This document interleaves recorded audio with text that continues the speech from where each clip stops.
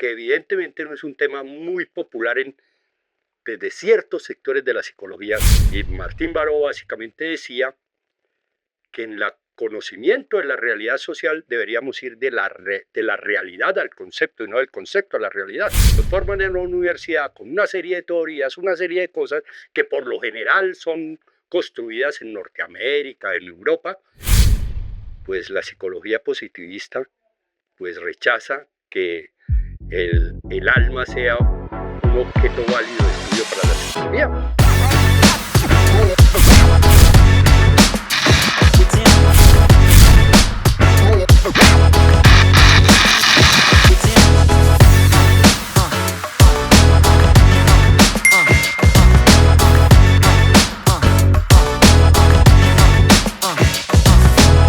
La pérdida del alma.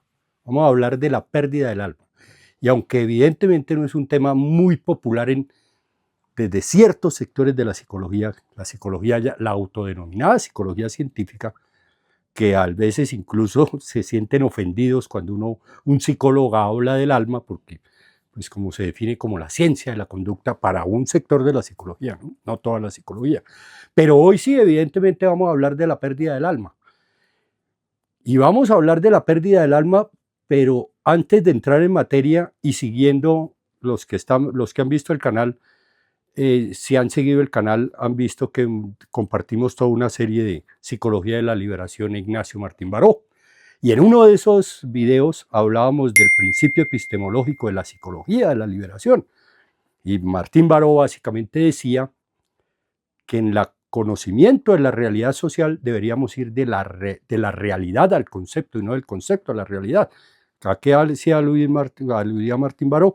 Que por lo general pues, nos forman en la universidad con una serie de teorías, una serie de cosas que por lo general son construidas en Norteamérica, en Europa, y salimos con esos conocimientos a interpretar nuestra realidad. Y entonces, pues, evidentemente hay que forzar esa realidad, porque evidentemente la realidad colombiana, la realidad latinoamericana es diferente a la realidad gringa. Entonces él abocaba porque había que construir una psicología que diera cuenta de nuestra naturaleza, de lo que somos. Y para construir esa psicología, pues había que empezar por la realidad misma y que fuera a partir del estudio de esa realidad que básicamente fuéramos construyendo todo el aparato conceptual y teórico de lo que sería una psicología latinoamericana. No es que esté mal la psicología norteamericana ni europea, en eso es muy claro Martín Baró, él no es antipositivista, él dice que esa psicología evidentemente funciona, pero funciona en el entorno o en el contexto histórico, social y político en donde fue creada. Entonces, partiendo de ese principio, yo antes de entrar en el tema de la pérdida del alma y de toda esta discusión del alma en psicología, sí me gustaría dar un contexto a la situación del mundo actual y por qué nosotros aquí en Mercurio decimos que el problema fundamental del mundo de hoy es la pérdida del alma. Entonces, teniendo en cuenta eso, entonces decimos que más de 700.000 muertos en Gaza, muchos de ellos niños, ancianos, mujeres que jamás han empuñado un arma, un dato escalofriante. 70.000 muertos en Gaza y una gran cantidad de niños, ancianos y niñas en unos bombardeos que uno dice y lo ve por televisión en directo, ahora los transmite por televisión las guerras. En Ucrania, más de 2.400 niños han perdido la vida bajo el estruendo de ataques demenciales. 2.400 niños, y eso a la vista de todo el mundo. Vastas regiones del planeta para hablar del problema ecológico que ya no son habitables, que ya no se puede sembrar ahí nada, que ya murieron. En África hay toda una franja que atraviesa el África, en la mitad de África, donde ya eso ya es irreversible. Tienen que pasar miles de años para que eso vuelva a crecer. Más de 700 millones de personas padecen hambre en el mundo. Y día a día eso va aumentando. 700 millones de personas sufren hambre en el mundo. Se dice, no tengo el dato ahorita, se dice que con la fortuna que tiene un solo hombre en el planeta, que es Elon Musk, le podríamos quitar el hambre con una partecita de la fortuna de Elon Musk, le podríamos quitar el hambre más o menos a 150 millones de personas. Entonces uno dice, pero espera un momentico, ¿cómo un hombre en un planeta, como una sociedad como la nuestra, tiene el dinero suficiente para alimentar a millones y millones de personas? Y ojo, uno diría, pues espere, digámosle a él que hay que repartir, pero no se puede, en la sociedad actual no se puede porque suena obvio, pero es complicado. Eso es de él. Entonces, como es de él, entonces así se muere el planeta. Lo importante es que el Señor se enriquezca y es ídolo de mucha gente en redes sociales, es el dueño de X y de tantas cosas. Más de 120 millones de personas han sido desplazadas a la fuerza por guerras, violencia o desastres climáticos, expulsados de su hogar, expulsados de la tierra, que no tienen derecho a la tierra. Ante todos esos datos que evidentemente pues no lo dejan a uno, no lo pueden dejar a uno indiferente, lo único que uno puede decir es que vivimos en una sociedad que perdió el alma, que no hay alma, que no hay alma. Entonces, ahí me gustaría compartir con ustedes algo que dice Thomas More, que lo expresa de una manera bien gráfica y nos permite ver lo que estamos haciendo en un libro que me gustaría compartirles y recomendarles mucho, sobre todo a los psicólogos y psicólogas, y sobre todo a aquellos que hacen terapia, para que entiendan que hay otras formas de hacer psicología diferente a la psicología positivista y a la psicología hegemónica, que se llama El cuidado del alma. Y en ese libro, en la introducción de ese libro, así lo empieza Thomas More.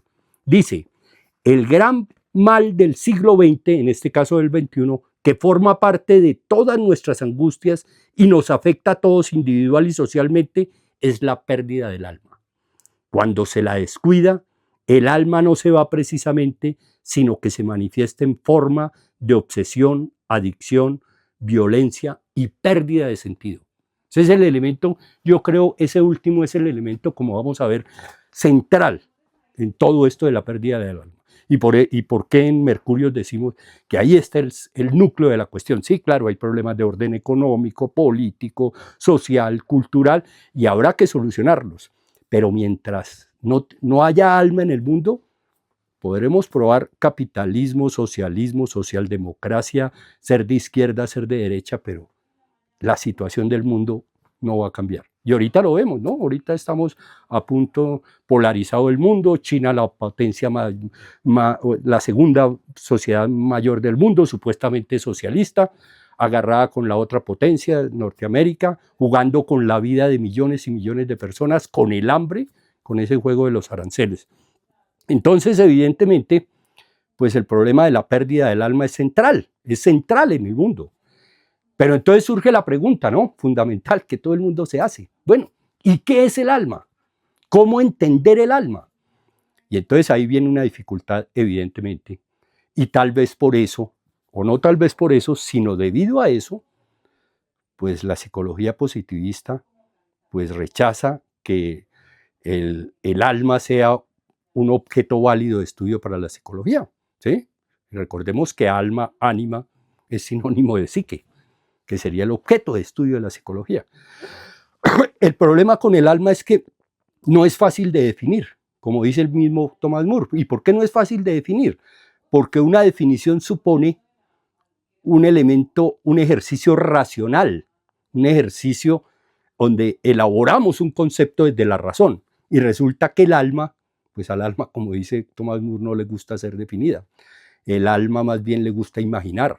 Es decir, cuando hablamos del alma nos referimos a toda esa dimensión humana que tiene que ver con la imaginación, con la fantasía, ¿sí? Con el mundo de los sueños, ¿sí? Con lo celebrativo de la vida, con todo eso que en su momento la razón científica, la razón psicológica rechazó, con todo ese elemento fundamental que poblaba el mundo, y ahorita hablamos de eso, antes de la revolución científica, pues básicamente el alma tiene que ver con eso. Y entonces, pues la psicología cientificista, como no pueden meter el alma en un tubo de ensayo, porque no se pueden, yo no puedo medir el alma ni llevarla a un laboratorio y decir, mire, aquí esta alma pesa tanto, hace esto o no hace lo otro, pues fundamentalmente no es no es un tema de estudio, pero como decía Thomas More, no porque se niegue la posibilidad de estudiarlo, quiere decir que el alma va a desaparecer del mundo. El alma siempre va a estar ahí. Como decía Thomas More, solo que al olvidarla el problema no es que el alma se va, no es que la fantasía, la imaginación, los sueños se van, sino que retorna. ¿Pero retorna cómo? Retorna como violencia, retorna como adicciones, retorna como sinsentido en el mundo de hoy. Y esos son fenómenos que se ven pues lo acabamos de ver en las cifras que yo ofrecía, pues básicamente son fenómenos que están ahí y que no importa que los neguemos o no nos neguemos, pero están ahí y necesitan ser resueltos y ser escuchados y ser conocidos. ¿Cómo se manifiesta el alma? Pues una forma en que se manifiesta el alma y que todos los días la vemos y que todos, pero en esta sociedad no tenemos en cuenta eso, es a través de los sueños. El alma se manifiesta, es una voz de los sueños. La psicología positivista no sabe qué hacer con los sueños, no tiene ni idea y no le interesa. Pero el alma se manifiesta a través de los sueños. ¿A través de qué otra cosa se manifiesta el alma? A través del arte, a través de la imaginación, de la fantasía. Y ese es, pues básicamente, como el núcleo y el elemento central a través del cual nosotros, en el caso mío, cuando hacemos terapia, pues utilizamos mucho el mito, el cuento infantil, para poder acceder a esa profundidad del alma. Profundidad del alma que volvemos a repetir, pues a partir de la revolución científica, ahorita vamos a ver, pues se perdió. Esa parte la ciencia la desechó.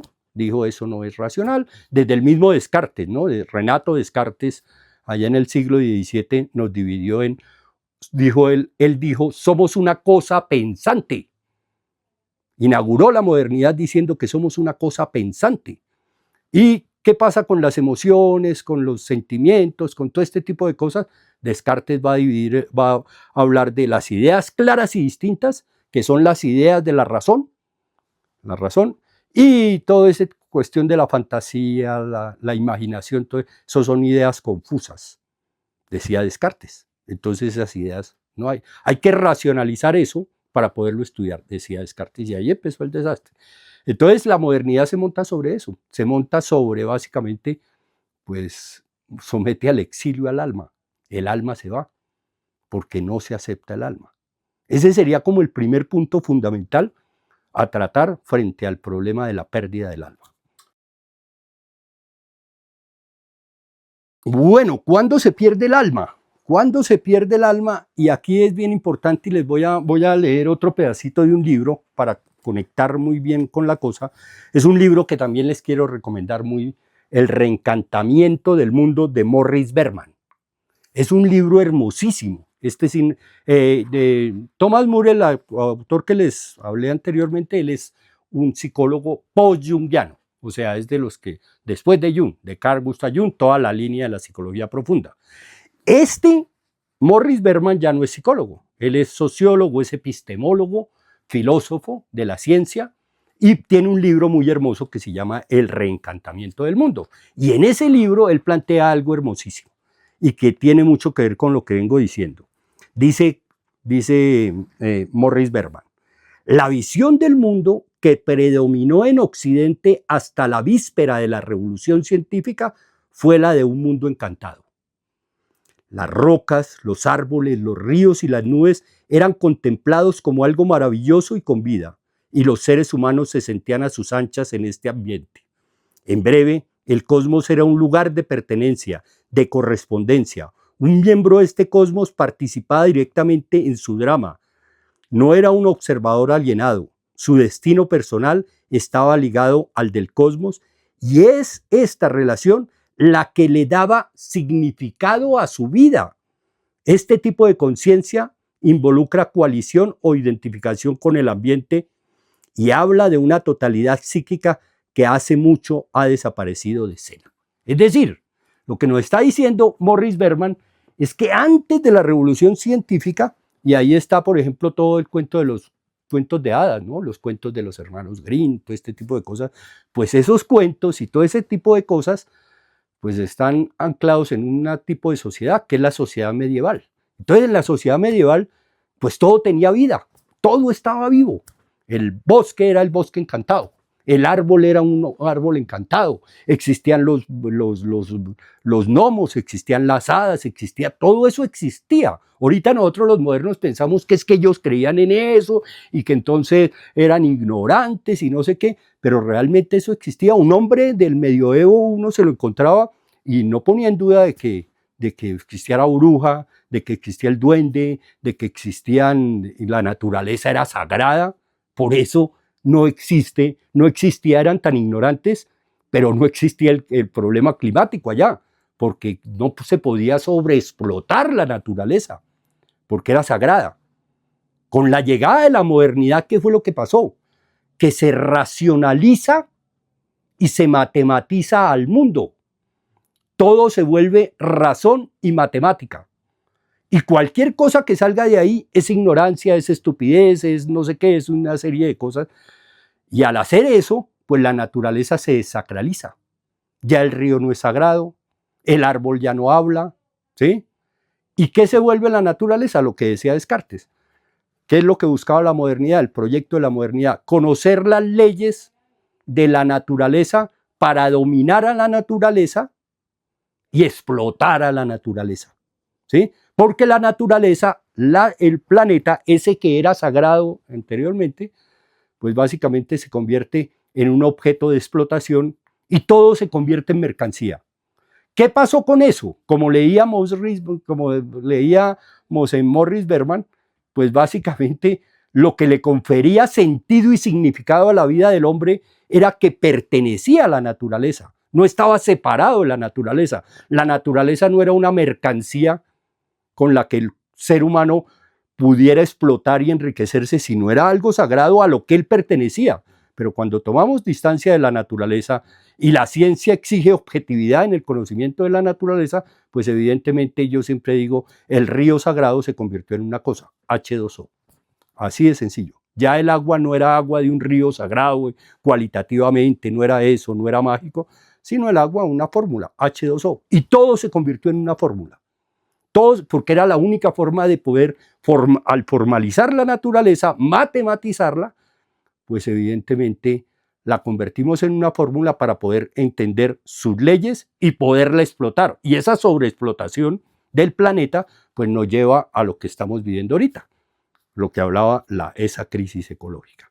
Y nos lleva a algo más fundamental todavía, que tiene que ver mucho con la pérdida del alma, de ese mundo simbólico, porque el alma se manifiesta en los símbolos, en la imagen simbólica. Lo propio del psiquismo humano, es la imagen simbólica y la emoción. Eso es lo propio, lo que produce el psiquismo humano, el alma profunda, esa a la que renunció la psicología positivista en su afán de ser considerada ciencia. Es decir, por un embeleco cientificista renunció a eso. Y entonces yo siempre digo, cuando hablamos de imágenes y de emoción, eso es lo que produce la psique. Es decir, para ilustrarlo, es como el árbol de naranja. ¿Qué produce el árbol de naranja? Naranjas.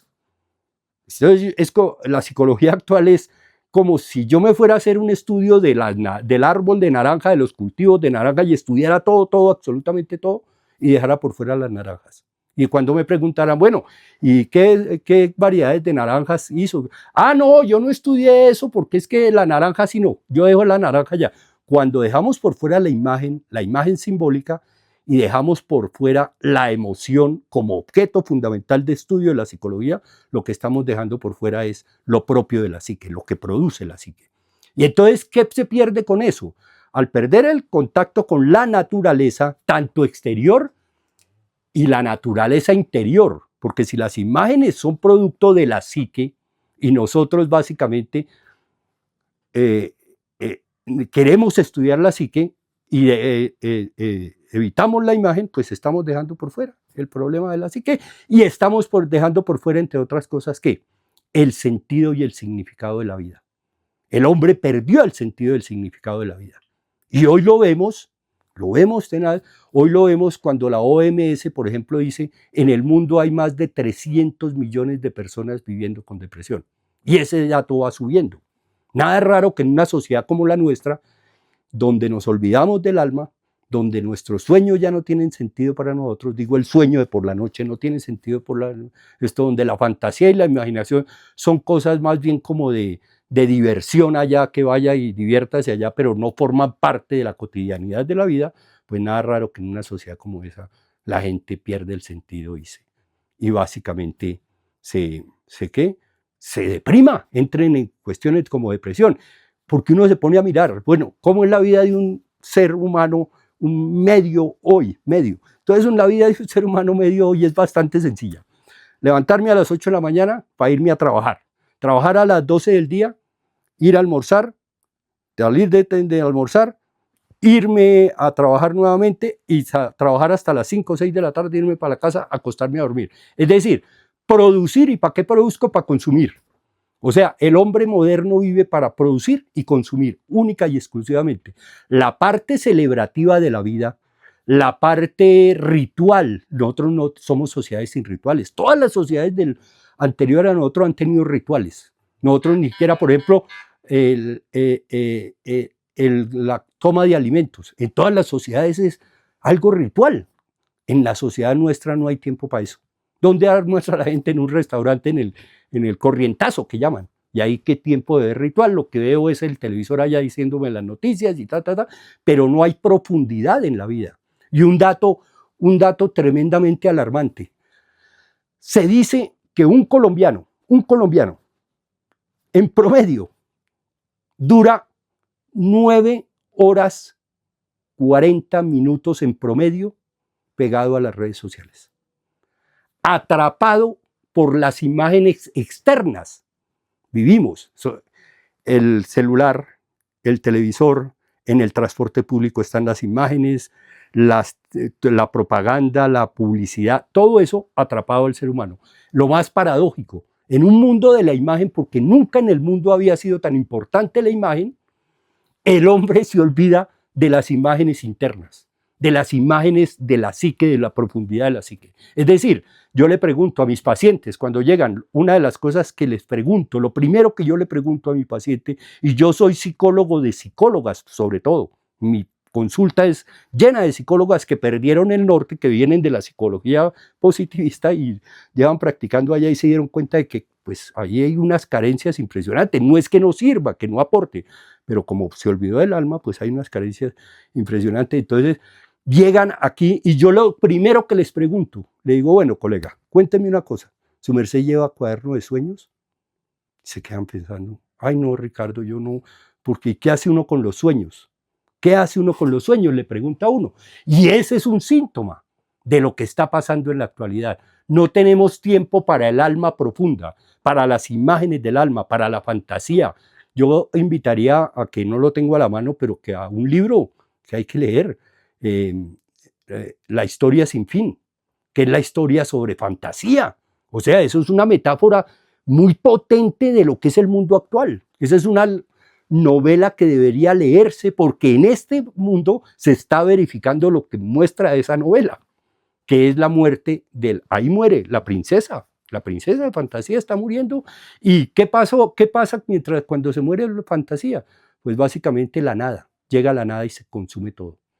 Nos volvemos robóticos. La sociedad de hoy es una sociedad robótica, es una sociedad sin norte, donde el hombre simplemente vive para trabajar, consumir y producir, no más, absolutamente nada. Entonces, en una sociedad como esa, el problema de la salud mental es grande, es grave, gravísimo.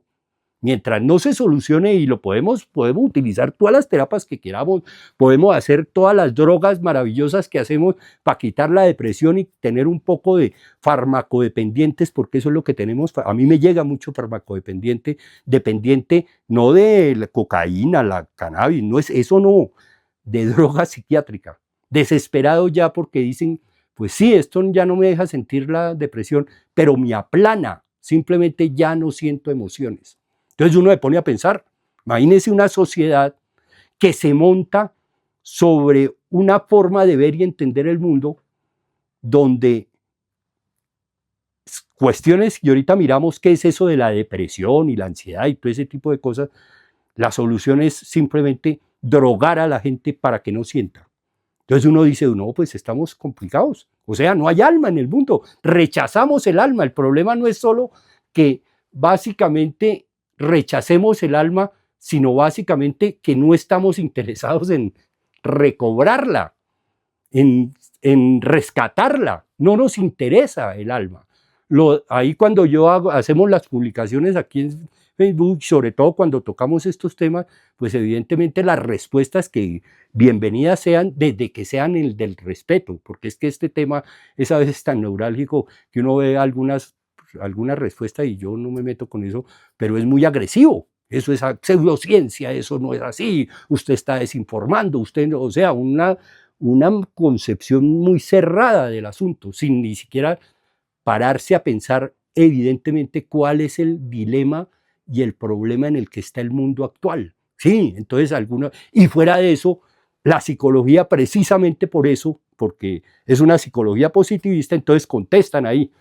Entonces, es que el alma no es un tema de la psicología, eso no es científico, le dicen a uno.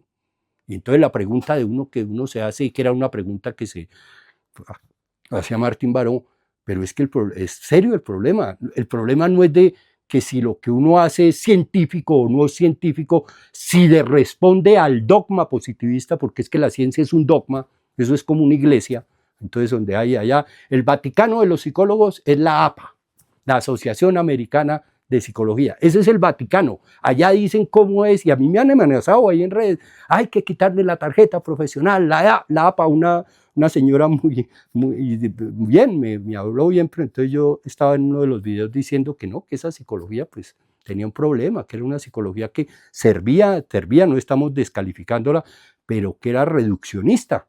Y ella me contestaba, me decía, y yo le decía a ella, decía yo ahí en el video, que la psicología latinoamericana pues se halla como muy, o sea, asume una posición como muy servil frente a las instituciones norteamericanas. Y me decía, pero eso, pues es que lo que usted está diciendo no lo aprueba la APA. Yo lo único que le contesté es, su merced está básicamente dándome la razón a mí. Somos los psicólogos latinoamericanos, estamos sujetos a una autoridad externa y entonces cualquier cosa que se salga de ahí pues genera mucho malestar.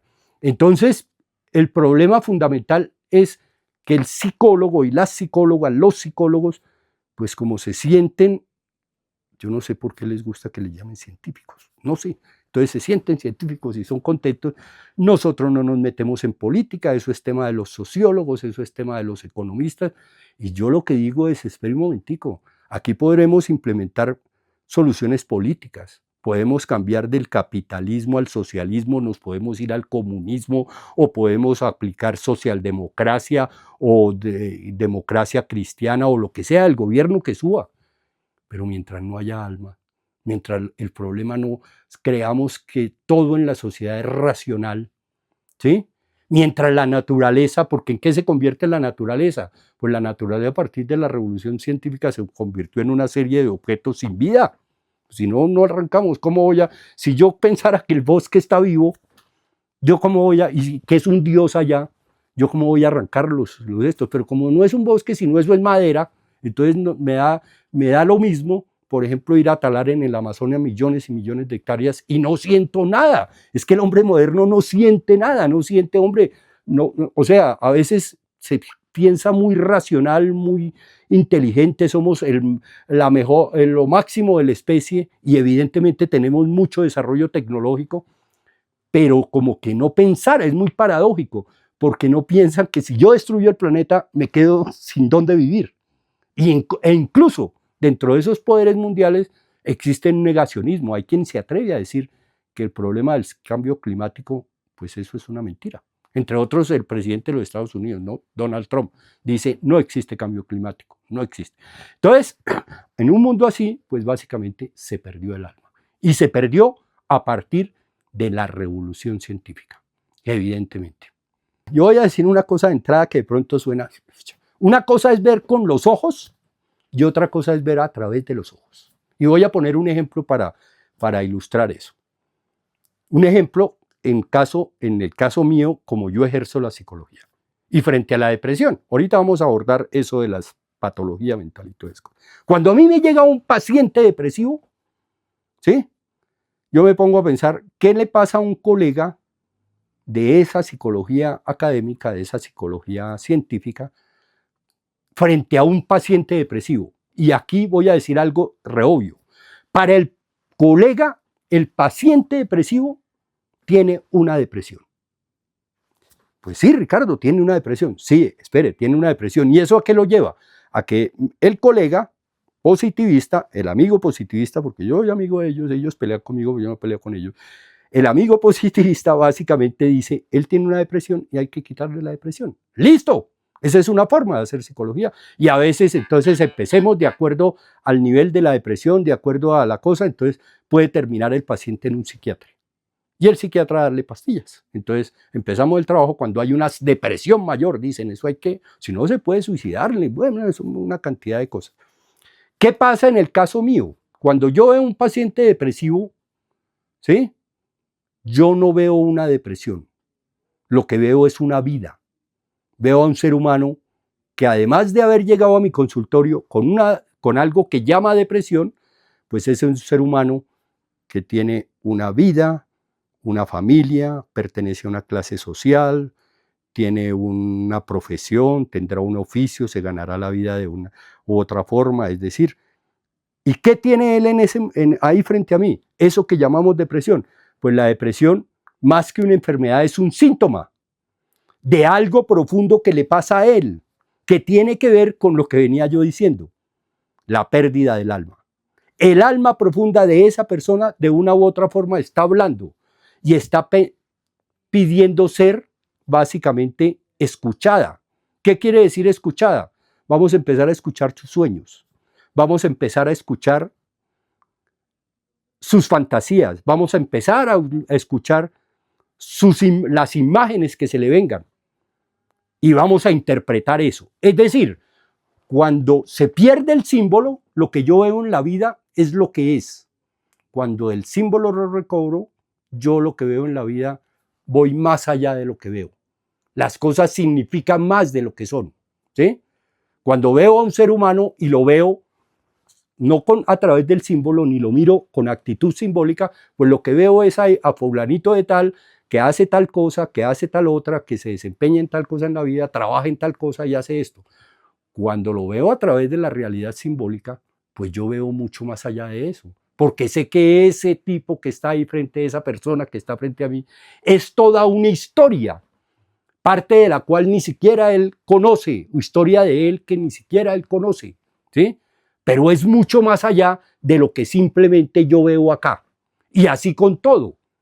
Lo mismo, si voy a la naturaleza y he perdido el símbolo, no tengo actitud simbólica, cuando veo una corriente de agua, pues evidentemente yo veo H2O. Uy, rico es el río para bañarnos, para ir a hacer paseo en el río, sentarnos, hacer un asado, una cosa de esa. Pero si yo voy con actitud simbólica, lo que veo ahí es evidentemente no un H2O ni una oportunidad de divertirme, sino veo un cuerpo de agua, no de H2O, sino de agua, portador de vida,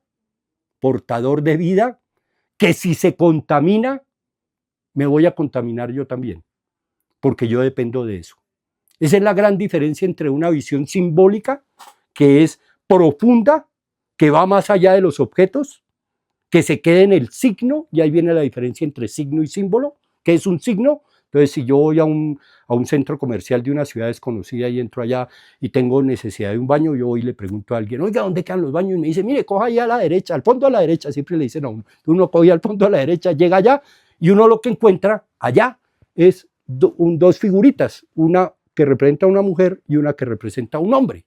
Entonces, yo sé cuál es el baño que me queda. Esos son signos. El signo siempre refiere a algo específico, mientras que el símbolo es algo que refiere al misterio, como las imágenes de los sueños.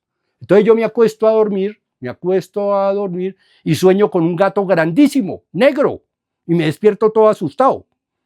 Yo sé que soñé con un gato. Hasta ahí sé. Eso es lo conocido de la imagen que tengo. Lo que no sé es por qué o para qué soñé, qué significa ese gato. Ahí está el misterio del símbolo. Y cuando se pierde el símbolo en la vida, lo que se pierde es el misterio. Y ojo, ahí los amigos positivistas van a poner el grito en el cielo. Uno solo construye alma, solo construye psique, mientras está enfrentado al misterio.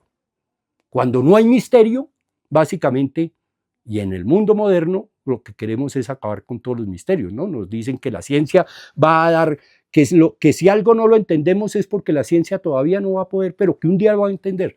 El problema es que es un mundo horroroso, yo me lo pienso, el día que conozcamos todo, se acabó el mundo, se acabó el sentido del mundo. Uno necesita el misterio en la vida, es vital en la vida el misterio, para poder existir, para poder vivir. Sin misterio, el mundo básicamente se vuelve árido, se vuelve seco, se vuelve invivible. Como sin mito, un pueblo decae. ¿Qué pasó en los pueblos de acá, los pueblos originarios de acá? Pues los pueblos originarios de acá, básicamente, cuando llegaron los invasores españoles que traían el cristianismo, les quitaron los mitos, les quitaron todo ese tipo de cosas, les impusieron una fe frente a algo que a ellos no les decía nada, porque aquí, por ejemplo, entre otras, no existía el concepto de Dios. Aquí no es, Bochica no era un dios, era una potencia. Bachué no era una diosa, era una potencia. ¿Cuál es la diferencia? Que Dios, por ejemplo, el Dios cristiano es bueno, todopoderoso. No, pues Bachué era buena, pero a veces, ahí sí, perdónenme, se emberracaba y era mala. Así de sencillo. Era una potencia que tenía las dos posibilidades, las dos polaridades. Eso lo perdieron ellos, se los quitaron, les impusieron el otro. ¿Y qué pasó con los pueblos originarios? Pues básicamente entraron en decadencia. Y lo mismo pasó al principio de la historia. Otro ejemplo grandísimo, grandísimo, grandísimo, fue la caída del Imperio Romano. Y lo primero cuando cayó el Imperio Romano fue la crisis de todo el panteón de dioses. La gente empezó a dejar de creer en esos dioses. Y todavía no tenían, estaba el mitraísmo y el cristianismo ahí peleándose quién iba a ganar y ganó el cristianismo. Pero hubo un lapso como de 500 años donde, por ejemplo, el medioevo, para que pensemos lo que pasa cuando se cae un imperio, el medioevo llegó el momento en que la antropofagia se impuso porque no había dónde sembrar, no había qué comer, no había absolutamente nada. Entonces el mundo actual se enfrenta a ese dilema fundamental desde la revolución científica, como plantea Morris Berman. Ahí, al racionalizar y matematizar el mundo y expulsar al alma, el mundo básicamente empezó el proceso de declive de la sociedad occidental. Y un proceso que se ve evidente, se hace evidente en la crisis climática y ecológica en la que estamos. Entonces, básicamente por ahí es, frente a cómo se perdió el alma.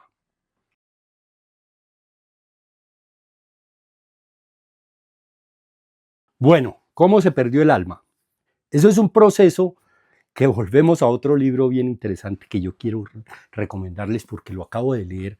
Patrick Harpur, Realidad Daimónica. Y antes de entrar a leerle lo que les voy a decir, ¿qué es la realidad daimónica? ¿A qué se refiere la realidad daimónica? Pues la realidad daimónica, para ofensa de mis colegas positivistas, la realidad daimónica es toda esa realidad de los hadas, de los duendes, de los ríos mágicos, de la magia, de todo ese tipo de cosas. A eso se le conoce como realidad daimónica. Entonces este libro de Patrick Harpur, Realidad Daimónica, es un libro muy recomendado para entrar mucho en el tema en que estamos hablando. Entonces, él nos narra y nos muestra como muy gráficamente en un párrafo que voy a compartir con ustedes y voy a ir básicamente comentando a medida que lo vaya leyendo porque me parece muy importante sobre ese tema de cómo se perdió el alma. Entonces, dice, la naturaleza ya no era una entidad viviente de la que participáramos, cuando la revolución científica, sino un reino aparte lleno de objetos y sin alma. Eso era la realidad natural. Cuando llega la revolución científica. La naturaleza ya no era una entidad viviente de la que participábamos, sino un reino aparte lleno de objetos sin alma. Y así, expulsados de la naturaleza, los daimones, o sea, los gnomos, las brujas, los duendes y todas estas entidades que tenían vida propia en el medioevo, los daimones se vieron obligados, por así decirlo, a buscar refugio en la otra mitad del mundo permitido, en el reino subjetivo de la mente. Entonces salieron de la naturaleza porque la ciencia dijo, eso no existe, eso es ignorancia, eso es absurdo, eso no sé qué, y entonces eso se volvió supuestamente imaginación, fantasía. Pero la mente estaba más o menos identificada con la conciencia y en una palabra con la razón. Es decir, siempre que nos hablan de la mente a nosotros los modernos, nosotros pensamos en la razón, o sea, solo la razón, como si nosotros fuéramos solo razón, como un computador es todo solo razón, o sea, un computador no siente nada de esas cosas, es solo razón. Para nosotros esa parte del sentimiento muchas veces se convierte en una anomalía. No, sea objetivo, hombre, piense, sea objetivo. Y si en el trabajo yo me pongo como muy daimónico, muy emocional, pues me echan, porque eso no está permitido. Entonces, y así expulsados, los daimones se vieron obligados por así a buscar refugio en la otra mitad, en el reino subjetivo de la mente. Pero la mente estaba más o menos identificada con la conciencia y en una palabra con la razón. Tampoco ella tenía espacio para el reino daimónico, que fue condenado a la clandestinidad, a la región inconsciente de la mente. Es decir, si hoy yo salgo aquí, esto que voy a decir puede sonar gracioso, pero es real. Si yo salgo aquí y me voy para el parque aquí de mi barrio y me encuentro con un duende y empiezo a hablar con el duende y llego a la casa y le digo a mi señora y le digo a mis amigos, estuve con un duende en el parque. Pues fucha, me empiezan a mirar raro. Este se volvió loco. Este no puede estar. Eso no se puede ver. Eso es mentira, Ricardo. Ricardo se enloqueció. Yo tuve una persona que llegó aquí, lo voy a contar, fue como un chiste, como un chiste, pero es cierto. Llegó una señora aquí angustiada, que porque su esposo estaba viendo una perra. El señor veía una perra, estaban viendo televisión y el señor le decía, mira, la perra, la perra. Y ella como que no entendía, como que, pero ¿cuál perra? No hay perras, no hay que. Entonces la señora vino para acá y me dijo, angustiada, es que mi esposo está viendo una perra. Me dice, ¿qué pasa si yo lo llevo al hospital así como está? ¿Será que lo dejan? Yo le dije, su merced, venga, le digo, lo dejan con perra y todo, porque allá básicamente no van a aceptar que su esposo está viendo una perra y que la perra, lo peor para los positivistas, la perra del Señor es real. Para la ciencia oficial, para la psicología oficial, la perra es una alucinación. En eso se convirtió la realidad daimónica. Y entonces sigue este señor, sigue diciendo, pero la mente estaba más o menos, tampoco ella tenía espacio para pero al mismo tiempo la imaginación era temida como una amenaza a la razón, como una fuente irracional de irracional entusiasmo. Es decir, ni siquiera en la mente encontró cabida la realidad daimónica. Y entonces, ¿en qué se convirtió la realidad daimónica? Se convirtió en una sola cosa. Se convirtió en lo que hoy llamamos las enfermedades mentales. Antes de la revolución científica no existían las revoluciones mentales, las enfermedades mentales. Yo invito a la gente que está viendo esto a que lea la historia de la locura de Michel Foucault. Ahí él va a mostrarnos en un ejercicio arqueológico cómo surge la locura y la locura cómo es producto de una forma de describir, una forma de describir y de entender el mundo. No tiene una realidad objetiva. Sería absurdo pensar en la premodernidad en la esquizofrenia, por ejemplo, o pensar en la depresión.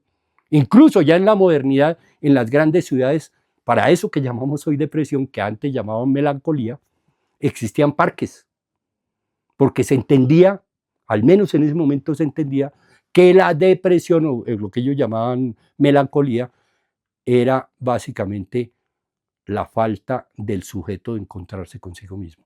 Entonces existían parques públicos donde el depresivo, o lo que llamamos hoy depresivo, iba y se sentaba a hacer lo que debía hacer una persona que tiene depresión, empezar a pararle bolas, porque de pronto yo digo, todas personas con depresión son personas que cuando uno va a ver, pues viven muy ligadas al mundo exterior, viven mirando siempre exterior, viendo por todo lado, y no tienen tiempo para sí mismos, no han tenido tiempo para sí mismos, y en ese proceso el alma se emberraca, por decirlo de alguna forma, y empieza a gritar, Oiga, Ricardo, usted no me para bolas. ¿Cómo me grita ella y cómo aparece? En una pesadilla, en un sueño, a través de mis emociones. Un día me despierto sin ganas de hacer nada. Claro, me voy para el médico a que me dé una pastilla, pero ese no era el sentido de la cosa.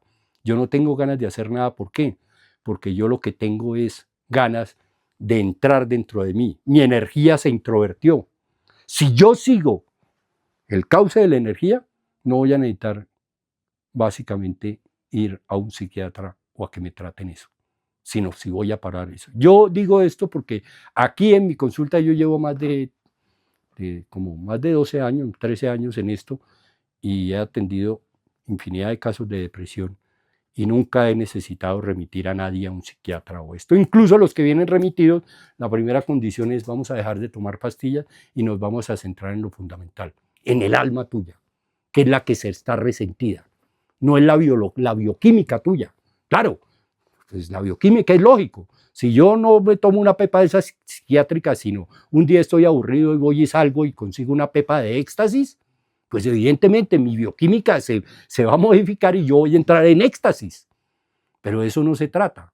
Se trata de yo poder tener control sobre mi psicología, sobre mi psique, sobre mis cosas y no estar dependiendo de una droga para sentirme bien, una droga que me aplana, por ejemplo.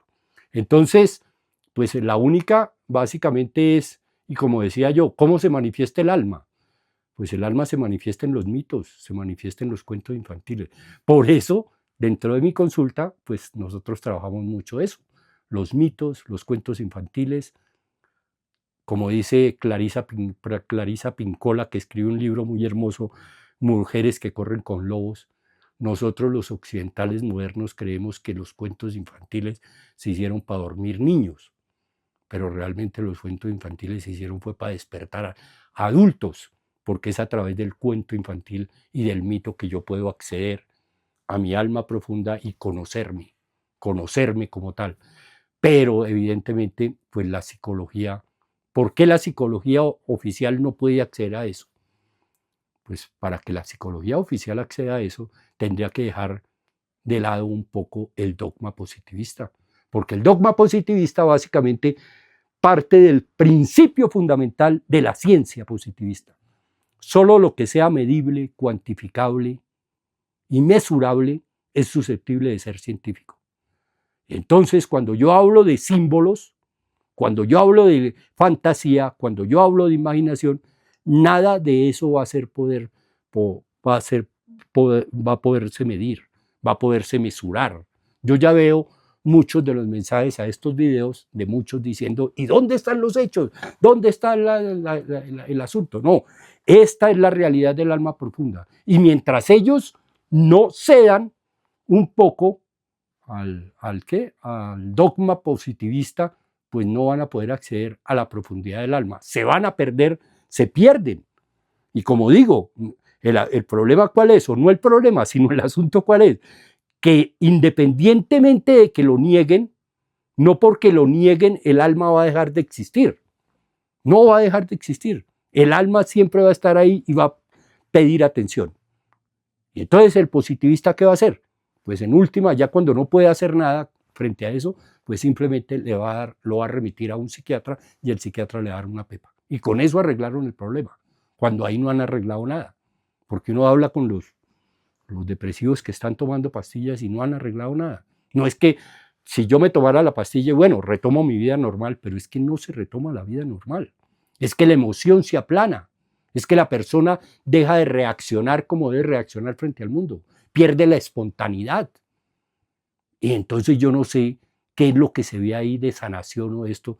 Si lo que yo quiero realmente es un ser humano total, tengo que tener una visión total, holística de ese ser humano y no reducirlo a unas reacciones bioquímicas, ¿sí? Y sobre todo, pensar que la psique es como un derivado del cerebro, ¿sí? No es un derivado del cerebro, ni es una realidad derivada de lo social, como algunos también piensan. La psique tiene su realidad propia, y a esa realidad, y a mí ahí sí me van a perdonar, pero es la psique, que es el objeto de estudio de la psicología, por eso se llama psicología. Si fuera Si fuera la ciencia de la conducta, tendría que llamarse conductología, digo yo, pero no, aquí estamos hablando de la psicología, ¿sí? Esa es la esencia de lo que estudia la psicología. Pero la psicología, por ese afán de ser una ciencia positiva, pues decidió renunciar a eso, expulsar el alma de sus afectos y quedarse sin el alma. El alma dijo, bueno, listo, entonces no, listo, pero yo vuelvo, le dijo el alma, y volvió como guerra, volvió como cambio climático, volvió como adicciones, volvió como una gran cosa, frente a lo cual la psicología que tiene, básicamente una respuesta reactiva.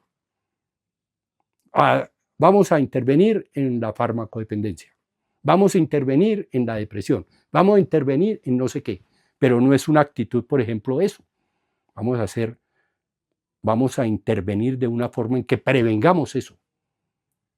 Pero para prevenir eso hay que comprender eso, no simplemente explicarlo. La diferencia entre explicación y comprensión es que la explicación nos dice, esto pasó porque A, entonces B. Ahí me quedo. La comprensión me lleva a preguntarme y a complejizar la cosa. ¿Para qué? Y ese para qué me lleva a tener que tener una visión holística de la cosa. ¿Sí?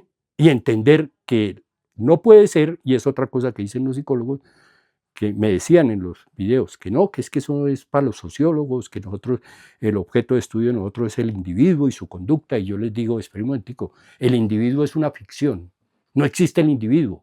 Aquí donde yo estoy, pues yo cargo con una serie de influencias, una serie de cosas. Por un lado tengo cosas de mi papá, otros de mi mamá, de pronto de un tío, un profesor que me influyó, soy colombiano, vivo en Facatativá, soy una gran cantidad de cosas, algo totalmente diferente a individuo. Individuo remite a individualidad, a una sola cosa, y nosotros somos múltiples cosas, ¿sí? O sea, cuando yo me encuentro una persona que siempre es el mismo, no, ahí hay un problema. Yo soy diferente según el contexto, según con quién esté tratando, si estoy en la intimidad de mi hogar, soy uno, si estoy fuera, soy otro, si estoy en el ámbito laboral, pues soy otro, y tengo que ser así, tengo que tener diferentes facetas, máscaras, decimos nosotros, para presentarme en sociedad, porque si no me unilateralizo, y por ejemplo un psicólogo que se unilateralizó y que es psicólogo siempre, entonces imagínense, entonces es psicólogo de la mamá, del papá, del abuelito, de los hijos, de la esposa, de todo. No, pues él tiene que ser papá en un momento, en otro momento sí, tiene que optar por ser psicólogo, en otro es amigo, un día sale a jugar fútbol y será futbolista mientras juega, no será tan, o sea, es monstruoso cuando una persona solo tiene un elemento. Cuando es ese individuo, en realidad lo que nos convertimos es en un monstruo. Para nosotros poder ser realmente seres, tenemos que ser muchas cosas, seres múltiples. Los gatos son gatos, los perros son gatos, son perros, los leones son leones. El hombre es el único animal en el cual básicamente se reúnen, a veces es gato, a veces es perro, a veces es león, a veces es diferentes cosas, y esa es la riqueza del ser humano. Entonces, pero para eso tengo que tener una visión y una actitud simbólica frente al ser humano, porque si no, no voy a poder. Y mientras la psicología positivista no renuncie, vuelvo y digo, a su dogma, no va a poder, no va a ser posible. Lo primero y fundamental es entender fundamentalmente que evidentemente, y es algo tan evidente que yo no sé cómo se niega, que nosotros no somos solo seres de razón, sino que nosotros estamos compuestos, ¿por qué? Pues por emociones, por ejemplo, y las emociones no son malas, las emociones son necesarias en la vida, tiñen la vida de color. Cuando la vida es muy racional, pues es solo una cosa, pero cuando la vida está llena de matices, pues unas veces es bonita, otras veces tiene dificultades, otras cosas, me alegro, me pongo feliz, me pongo esta cosa. Entonces lo primero es como entender eso, y lo segundo, que es la propuesta que nosotros tenemos, y que ya vamos a hablar de eso, cómo recuperar eso, pues evidentemente importante recuperar la memoria mítica, los mitos que nos conformaron a nosotros. Los europeos que tienen, cuando ellos quieren recobrar el mito, pues van a Grecia, es los mitos griegos. Pero aquí en estos pueblos la mitología es impresionante.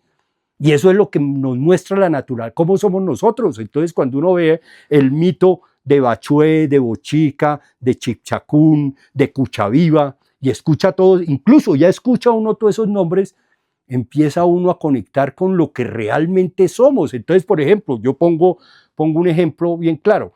En Santander hay por allá un pueblo, no me acuerdo ahorita el nombre, y varios pueblos, que cuando sale el arco iris, que hay llovizna y cosas de ella, ellos se esconden y cogen a sus hijos y los esconden. Y ellos, cuando está lloviendo así, llovizna con el arco iris, ellos dicen, esos son miados de arco. Y eso es peligroso para la salud. Le dicen a uno, se puede enfermar y si los niños se mueren. Si los niños le cae esa llovizna, se muere. Ellos temen eso. Cuando uno escucha eso así, uno dice, uy, qué gente tan ignorante, mano. Suena hasta chistoso, que es que miados de esto. Cuando yo conozco el mito y de dónde salió eso, cobra vida totalmente la cosa. ¿Y qué es lo que pasa? Pues resulta que cuando empezó todo esto aquí, pues vino la madre Bachué y él le enseñó muchas cosas a la gente, muchas cosas, con su hijo Sue, y creó la raza humana, los chipchas, todo ese tipo de cosas. Y ya cuando se fue a ir, allá en la laguna de Iguaque, todos lloraban porque se fue Bachué, porque Dios mío, que ya no va a volver. Entonces Bachué les dijo, no, pues esperen un momentico, yo les voy a dejar a alguien para que les siga enseñando. Les voy a dejar a Chipchacún. Entonces Bachué llamó a otra, porque ellos no entendían de dioses ni cosas, otra potencia que era Chipchacún, y Chipchacún se convirtió en maestro de los muiscas. Pero resulta que los muiscas fueron aprendiendo cosas, y lo mismo que nos pasa a todos los seres humanos, a medida que aprendieron cosas, se llenaron de orgullo, de ibris, y empezaron a pelear con Chipchacún. Ya no creerle ya a Chipchacún, y ya no le creemos a usted, porque nosotros ya somos autosuficientes, todo ese tipo de cosas y tal. Y Chipchacún, pues, aguantó con paciencia y tal, hasta que se le saltó la piedra. Y dijo, ¿ah, sí? Ah, bueno, entonces. Y llegó Chipchacún y les mandó el diluvio. En todos los mitos universales aparece un diluvio. Aquí les mandó el diluvio y anegó la sabana de Bogotá, total. Entonces los muiscas, pues ya no tenían dónde sembrar, no tenían dónde hacerle a la cosa, nada de eso. Y entonces empezaron a implorar a Bochica. Ayúdenos, Bochica, mire lo que nos pasa, Y entonces llegó Bochica. Y Bochica, pues cuando llegó, bueno, ¿y qué fue lo que pasó? No, que es que Chipchacún, no, pues esta gente toda orgullosa y todo, a mí me sacaron la piedra y yo hice eso. Entonces Bochica le dijo, no, pues espere, vamos a ver, ellos ya aprendieron la lección y tal. Ahí no me voy a meter con ello, pero ahí es donde nace el salto de Tequendama, que rompe la piedra y Cuando Chipchacún se fue a ir, les dijo a los otros, les dijo, ya aprendieron cómo es la ira de los potencias, ¿no? Para que no vuelvan a fregar y cuiden la esta. Ahí les dejo el arco iris. El arco iris era Cuchaviva. Y les dijo, cada vez que aparezca eso aquí, para que recuerden la ira de los dioses, cada vez que aparezca eso ahí, los niños se van a morir y ustedes se van a enfermar. Ahí tuvo origen eso que hoy los campesinos de hoy, que eran los muiscas, ni siquiera uno les pregunta, ¿y por qué? Ah, no, yo no sé, eso siempre se ha dicho. Pero el mito le devuelve el sentido a la vida, le devuelve el sentido y nos permite, básicamente, saber de dónde venimos.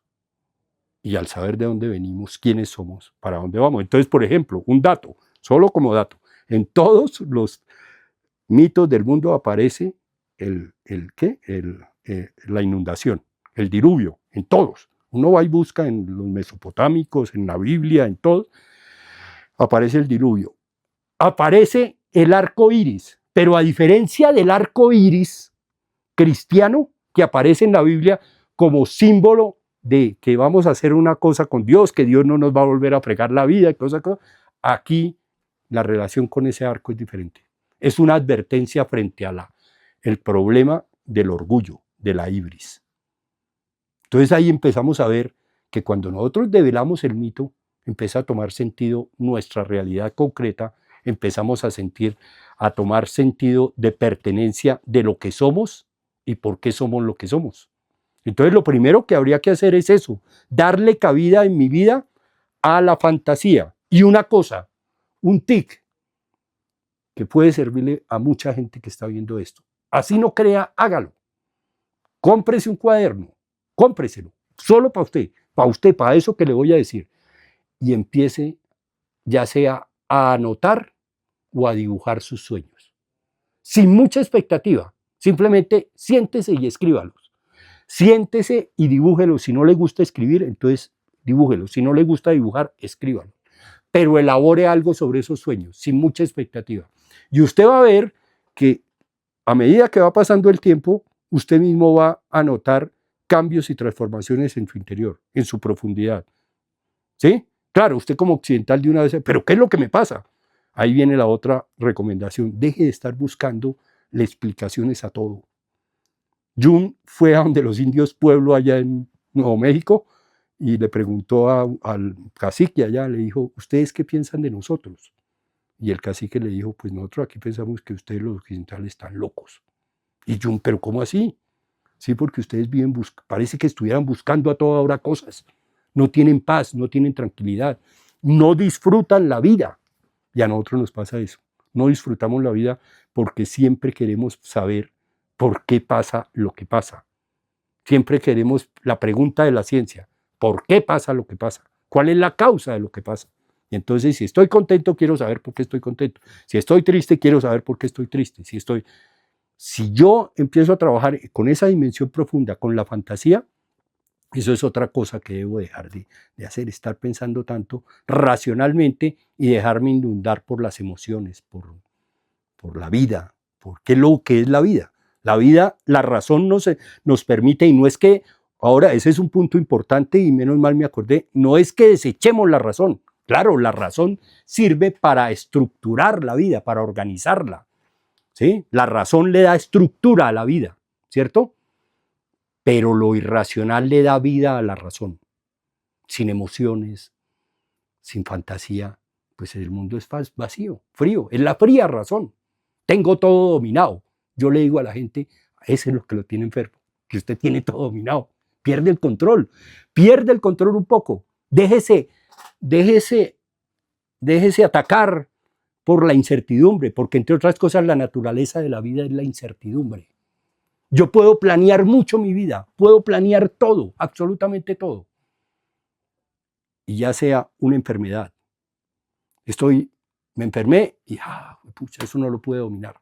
Entonces me recuperé de la enfermedad y salgo a la calle y me encontré con alguien, una pelea con un vecino. Se me ha cañado la vida. Eso tampoco lo tenía. Pero es que yo no tenía. Pero es que como pasó eso, pues es que siempre pasa algo. Y si no, entonces viene un desastre natural. Ya, juepucha, tenía tal cosa que hacer y vino un aguacero y no pude salir de la casa. Si usted no entiende, básicamente, que la naturaleza de la vida es la incertidumbre, se va a estrellar en la vida siempre. Se va a estrellar en la vida siempre. Porque nunca va a poder aceptar el fracaso. Y el otro elemento que tiene que aceptar y que se tiene que trabajar, y que yo lo trabajo en terapia, es la conciencia de la muerte. Mientras no haya conciencia de la muerte, no hay posibilidad de vida. Y el occidental, si algo no le gusta que le hablen, es de la muerte. Es escuchar a una persona, a muchas personas, y sobre todo cuando empezó, que le dan un diagnóstico de SIDA. Y oírlos y decir, yo nunca me sentí tan vivo que cuando me dijeron que tenía SIDA. Porque me di cuenta, se dio cuenta, es como si todos tuviéramos SIDA. Él se dio cuenta que se iba a morir. Lo que no nos hemos dado cuenta de que nos vamos a morir somos nosotros. El día que yo me doy cuenta de que evidentemente cuando yo nazco se crea un arco así. Entre soy el que nació aquí y un día dejaré de ser. Eso es así, ese arco. La incertidumbre está en qué? En que si eso ya sabemos que es así, así rechacemos la idea, lo que no sabemos es cuándo. Si nos apropiamos de esas dos cosas, vamos a empezar a ver la vida diferente, porque vamos a, por ejemplo, personas que no se arriesgan, que no les gusta el misterio. Pues espera un momentico, claro, no sé cuándo me voy a morir, me voy a arriesgar. Los casados, yo con esto le he arreglado matrimonio. No lo voy a decir así, pero espera un momentico, ustedes no han pensado que ustedes se van a morir, que usted mañana puede salir y morirse, o cualquiera de los dos. Y entonces, ¿qué están esperando para vivir eso que han querido vivir? Y ahí la gente como que se pellizca ahí. Luna de miel, cosas impresionantes, locuras que hace la gente porque se dio cuenta dejó de vivir en el mundo de la razón y entendió que hay una cantidad de cosas en el mundo, muchas más, que no puede dominar, que están sujetas a la incertidumbre, que están sujetas al azar, y que sí, pero que forman parte de la vida misma, pero que yo me he negado a vivirlas porque simplemente por un embeleco racionalista que me han vendido, que tengo que ser racional, tengo que ser maduro, tengo que ser un poco de cosas que nos roban la vida, en la sociedad nos roban la vida, y eso empieza desde el colegio.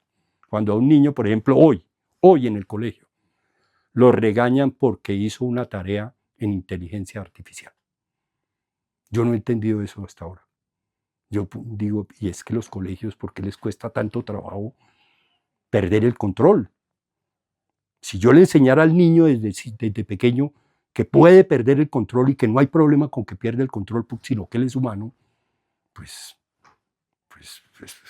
pucha, crearía mejores ciudadanos, ciudadanos con alma, ciudadanos que viven, que no están pensando en el lucro, en hacerse millonarios al principio y tal, y entonces cuando salen del colegio, ¿qué va a estudiar usted? No hay vocaciones, hoy no hay vocaciones. Voy a estudiar, voy a decir, por ejemplo, voy a estudiar Derecho. ¿Y usted por qué va a estudiar Derecho? Porque eso da billete. Y ahí se fue toda una vida. De pronto me gusta la arquitectura, pero es que yo qué voy a hacer. O me gustaría ser artista, pero no, yo qué voy a ser artista. Quito el sueño, porque eso no es adaptativo, los mismos papás. Y usted va a pensar ganarse la vida en eso y no sé qué, eso nadie gana la vida en eso. Y le quitaron la posibilidad del sueño y la vida a un ser humano, por un embeleco racionalista. Y vuelvo y digo, no es que la razón sea mala, sino que cuando la razón se unilateraliza, y cuando la unilateralización de cualquier aspecto de la vida, como decía Jung, la unilateralización es la barbarie. Occidente es bárbaro en eso, porque lo único que acepta es la razón. Y lo otro hay que acabarlo, hay que desterrarlo. Lo diferente hay que desterrarlo. Y nosotros muchas veces en nuestra vida somos bárbaros. Solo aceptamos esta parte de la realidad y el resto lo dejamos por fuera. Al resto lo matamos, lo desechamos como basura, como algo que no tiene sentido y no tiene valor. Y cuando hablamos de valor en la modernidad, es duro, pero es valor de cambio lo que hablamos. ¿Cuánto vale eso? ¿Cuánto vale esto? Pero el valor humano, el valor de lo bonito, el valor, ¿sí? El valor. Hablamos de capital humano. Hasta eso en el lenguaje, capital humano. El ser humano ya es capital. Entonces es eso. Funciona, produce, hace cosas. ¡Qué bien! ¡Bravo! Y la sociedad le aplaude. Pero vamos y le preguntamos a ese ser humano. Muy correcto, muy feliz, ha sido un excelente miembro de la sociedad. Murió y en el epitafio uno podría decir, qué aburrida esta vida. Mientras que otro que no fue tan ejemplar en la sociedad, uno le pregunta y que no, yo sí, pues, yo he vivido lo que sea. He vivido como es. Claro, con un principio ético fundamental, que es el que yo aplico en mi vida. Yo puedo hacer en mi vida lo que sea desde que no afecte el crecimiento y el desarrollo de la vida en otros y en mí. De ahí para adelante, si a la sociedad no le gustó, pues qué pena. No es que yo un día me voy a morir y no le estoy haciendo daño a nadie con poder vivir esta experiencia que estoy viviendo, que de pronto no es muy popular, pero que evidentemente me hace vivir, que es lo que le falta al mundo de hoy, alma. Y ahí, cuando yo tomo esa decisión, recupera el alma y empiezo a vivir y voy a notar el cambio.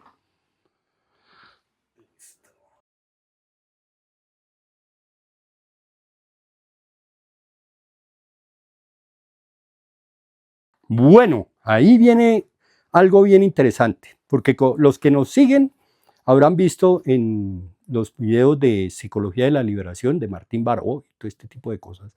Y en uno de esos videos se planteaba que Martín Baró, cuando llega a cuando en Latinoamérica, lo primero que a él lo aterra es que pues, la psicología básicamente es una psicología que no es relevante, social y políticamente hablando. No es relevante, no se compromete con las realidades del mundo y de la cosa. Y él va a plantear que es necesario que el psicólogo se comprometa. Incluso no es una cuestión política, sino es una cuestión de ética, es una cuestión moral. que frente a un mundo como el que estamos viviendo, un profesional de la psicología, que incluso si se define como simplemente la psicología como ciencia de la conducta, pues espere un momentico, es que ahí hay una cantidad de conductas colectivas, ¿sí?, que están generando unas situaciones de sufrimiento, dolor y tal. Entonces, ¿cómo yo no voy a tener algo que decir frente a eso? Yo sí creo, no solo creo que la psicología tiene algo que decir, sino está obligada a decirlo. Está obligada a decirlo. Los profesionales en psicología tienen una obligación moral, ética, con la realidad social y política del momento, independientemente que los positivistas dicen que no tenemos nada que ver con eso.